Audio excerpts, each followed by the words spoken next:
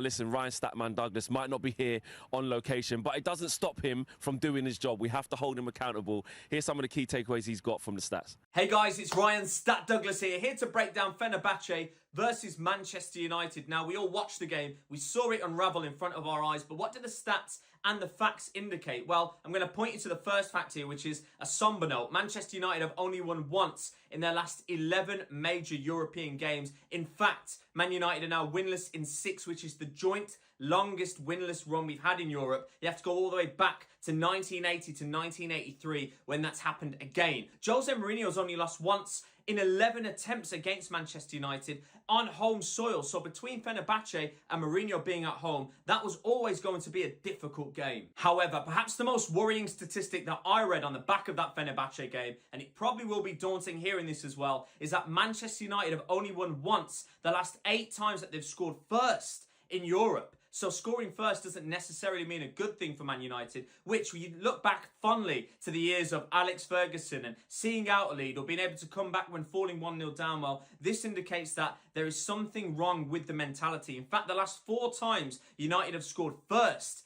they've gone on to draw in Europe. So that shows a lack of mentality, in my opinion. Now, there's one player that's hit the headlines that perhaps we can all be guilty of not factoring into our thinking when we were thinking about this 24-25 season, and that is Christian Eriksen. He's come into this squad, and it has to be said, he's trying to make this spot his own, and he's doing a very, very good job of it. I mean, we've talked about, we weren't thinking about him. Was Erik Ten Hag factoring Eriksen into his plans when he was planning this new look United in the summer? But what I can tell you is Eriksen has 7 goal involvements in his last 7 games across all competitions. I mean, that's fantastic. 4 goals and 3 assists. Only Alejandro Garnacho, our star boy, has more. So Eriksen has come into this role and he's made it his own. And we have to say, he took that goal absolutely beautifully. That was vintage Eriksen. And we talk about 4 goals and 3 assists. That's as many in his last 35 appearances for Manchester United. So we've talked about mentality. Are we seeing a mentality monster here? Are we seeing someone who has stepped into this role and has shown everybody, look, I'm still good enough to play at this level and I'm still good enough to play for Manchester United? I want to talk about Bruno Fernandes and what's happened since he stepped out of it. I mean, the question is, do we miss him? And the answer is yes. In fact, it's a massive yes. Manchester United haven't won their last 5 away games when Bruno Fernandes isn't playing. They don't win. That's 2 draws and 3 losses that includes. In fact, in those 5 away games, Manchester United have only scored 2 goals. Now, I know Bruno Fernandes has been a bit of a polarising figure throughout his career. Don't get me wrong, but he's starting to split the fan base a little bit. A few Manchester United fans are calling him out and calling out his consistency. Yes, his goal involvements haven't been where we would expect them to be this season, but that stat indicates that he is a massive influence on this squad. And one of the standout performers was Lisandro Martinez. He had 84 touches, which was more than any Manchester United player. He had 64 passes, which was more than any Manchester United player. In fact, that was a 92.3% pass accuracy for Lisandro Martinez as well. So the question is, does that indicate that Erik Ten Hag's style of wanting ball-playing centre-backs is working? Because Lisandro Martinez was on the ball and he looked like he was the main man.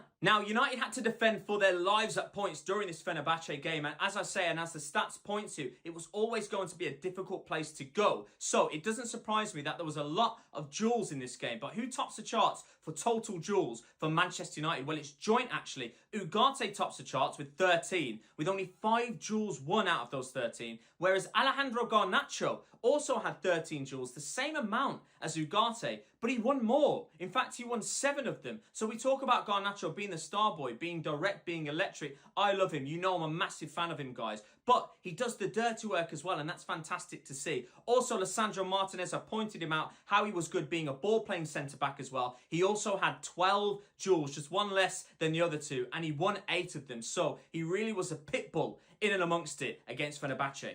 And finally, let's have a look at the match itself. Well, the match stats, but I have to say, there's not much to read into here. When you have a look at these, it does indicate that a draw was probably a fair result between the two sides. You're looking at the XG. Fenerbahce, they've got 1.15 to Manchester United's 1.21. Yes, we edge it, but there's not much. In terms of shots, Fenerbahce, they got 10 away. Manchester United had 12 shots. Again, yes, we edged it, but there's not much in it. What I will say about that, though, is it does it does indicate there's an element and undertone of positivity to Erik Ten Hag's away approach there. So that is a tick for Erik Ten Hag, in my opinion, to get more shots away than the home side. And of course, shots on target, 5 each. Again, not much to tear between them. So in summary, what I will say is, in isolation, this fixture, that game, a point is a good result. I really do think that a point, with all things considered, Mourinho's home record against United combined with Fenerbahce's home record in the Europa League, that was always going to be a tough game to go to. And 1 point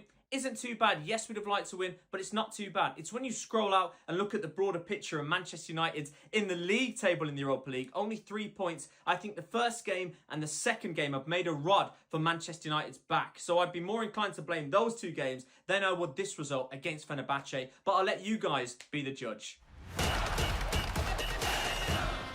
So, Laurie, 1 win in the last 8 in Europe for Man United. Yeah, I mean, it's also the fact that they keep scoring first but not holding on to the lead. I think that's the crucial element, because if you actually go to 20, Porto, Fenerbahce, they could have won all 3 games had they had a more resolute defence. So, I don't know, tighten up and it might be okay. It's one of them, it's a constant thing, isn't it? We can't hold on to leads. And when you see that sort of stat, what Ryan just said there, it's no surprise, is it?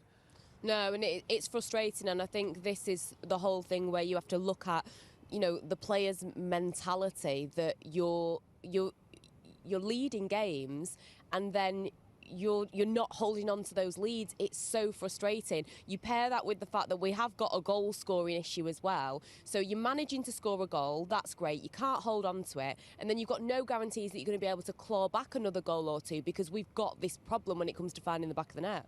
Crookie, Christian Eriksen, he's had a hand in 7 goals in his last 7 starts, 4 goals, 3 assists. Something on the positive side. This is a player that we probably thought was surplus to requirements, especially in this summer.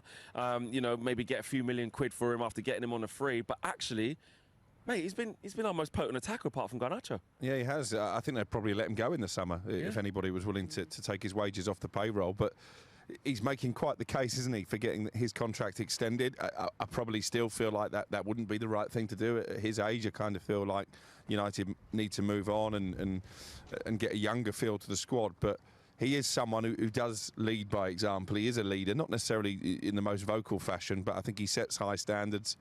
And obviously he is... You mentioned Anana. I think Eriksen's doing as much to keep Ten Hag in a job as anybody as well, and he's almost undroppable, isn't he, in that midfield, which has been a real problem area this season, him apart. Big surprise for you, Laurie, because it was someone that, you know, people saying legs not quite there anymore, he's not combative, we have to move on from him. And in his first season with Casemiro and Bruno, he was part of the main 3, he played almost every game in that decent season for Erik Ten Hag. We showed last year that the plan was to move away from him. Ugarte comes in this year, big money signing. Mason Mount still waiting for him to not be injured. But, you know, a really good turnaround for Christian Eriksen. Yeah, I thought he would be going in the summer, to be honest. I mean, I know Ajax think were interested in him, but the wages were a big factor for them. They just couldn't do it. And credit to him for the fact that he's actually come back and he's looking good, but he's playing full matches. You know, he's playing for Denmark, he's playing for Man United, he's making those contributions. He was the perfect player for that ball to fall to last night. You know, lovely finish where he's sort of guided it into the corner. So I mean, when he signed as well for United, obviously on a free transfer, 3-year contract, you're sort of thinking that's a lot for this kind of player, and he only got that, I think, because it was a free transfer. Now they're thankful for it, right? Because actually he's contributing in this 3rd season. Yeah, knowing us, probably give him an extension, probably be on Johnny Evans vibe, just you know, rolling. It's one of those, though. You think about it. You know, we were talking about the Scott McTominay situation and United doing good business. You know, if Eriksen continues like this, you know, regarding if there are going to be more takers for him. So surely this is a positive thing, whether they keep hold of him or we do sell him. It puts United in a better position. Angelina, Bruno, now he's come under big criticism this year for not being anywhere near his normal level of performance, especially after signing that massive contract. But the stats say when he doesn't play, we don't create him, we're not good. That's not a Bruno stat, is it? Yeah, that's we don't win away from home if he's in the team or not. I don't think that is solely dependent on Bruno. I don't think that's solely dependent on Bruno Fernandes. He has been, because we're poor with or without him. He's been very frustrating. I do have empathy for the situation. It can't be an easy position to be in as the captain and to not be performing. I know that he comes under a lot of scrutiny. People don't like his, you know, people call it petulance and different things. And I can see both sides of it, but the bottom line is he is not performing, and when he got sent off and then that red card got rescinded, I was kind of disappointed because I wanted to see what we were going to do without him, and that's why I was maybe looking forward to last night to seeing who would be playing more in that position, and then we got Mazraoui. Yeah. No, I was not. But again, it's frustrating because if Mason Mount was fit, you know, That's the real frustration, isn't it? Yeah, because you think, you know, Bruno Fernandes and Mason Mount, can they really play together in the same 11? I don't think so. So it's really annoying that Mount isn't ready, because that game last night could have been a good opportunity. I'm not saying that we should, you know, cast Bruno Fernandes to the side, but if it's not working, captain or not, if something's not working, you need to have other options. This is a very long season as well. You do need to have rotation. Bruno Fernandes barely is injured, but the way the injuries are going, he'll probably get injured as well. So you've got to have that variety. But yeah, it's been frustrating from Bruno, to say the least. Laurie, one for you, because you did sort of talk about a little bit of context in terms of in isolation. In isolation, we can look at this. You know, Ryan said there, Fenerbahce have lost just one of their last 21 home games in the Europa League, winning 13 and drawing 7. So from a player's point of view, and we're not trying to just be toxic positivity here, this is just a fact. From the player's point of view and Eric's point of view, they will look at it and go, like what Angelina was saying as well, on paper, these are the difficult ones. Teams don't normally come here and win. Yeah, and I certainly remember... It's actually a poor Man United side. So Alex Ferguson, you know, he brought a United team, lost here. They've lost more recently than that as well. It's Fenerbahce. So, yeah, I totally accept that in a normal circumstance, that is a point away in Turkey. Great, bit of an experience for people. It's just that it feels like, you know, treading water. I've sort of wrote on my piece today that that's what it feels like. It's this kind of state of limbo almost, where you can't say, okay, it's definitely not working.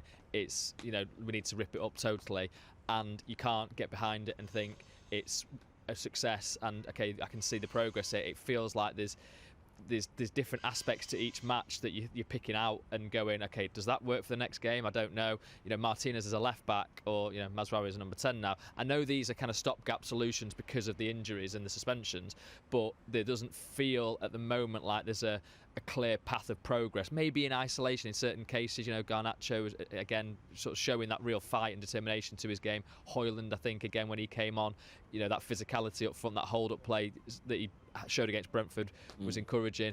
But as a collective, there isn't that thing to get excited about at the moment. Laurie's sort of basically alluding there, Crookie, to stagnation, essentially. That there's no clear upwards trajectory, but we're not. It's not like the crisis when you lose. No. It's very mundane stagnation at the moment. Yeah, I mean, he steadied the ship, I guess you could say, with the draw at Villa, coming from behind to beat Brentford and then picking up a point here. But if they lose to West Ham, I think it will be in full-on crisis mode again. There was one positive for me last night, and that was Manuel Ugarte. I thought for the first hour of that game, he was really good. Yeah. Is that what he's going to be about? Sort of getting his foot in. I mean, he wins the ball off Fred. Getting stuck in. He's a high volume fouler. It was a nice pass to Xerxes, to be fair, as well. And a nice pass. Yeah, and he exactly. did a nice sliding tackle as well when Fenerbahce were through. Amazing. Basically off that was a certain goal as well. Yes. So there are some positives. If Crookie can see some positives. I was going to say, I'm surprised you've even got one positive. You were nearly in tears last night.